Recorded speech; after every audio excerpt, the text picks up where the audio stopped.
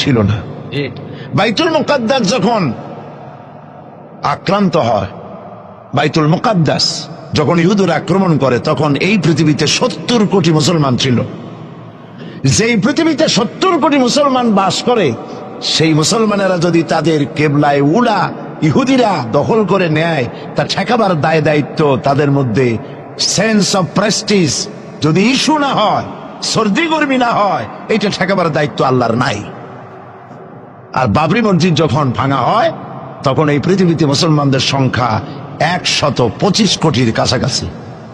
125 কোটি মুসলমান যে পৃথিবীতে বাস করে, সেইখানে যদি মুসলমানেরা তাদের মসজিদ ভাঙ্গে, তাতে করে যদি তাদের গা না জ্বলে, তো আল্লাহ পাক এখানে তয়রান আবাবিল পাঠাবেন না, জরুরত নেই।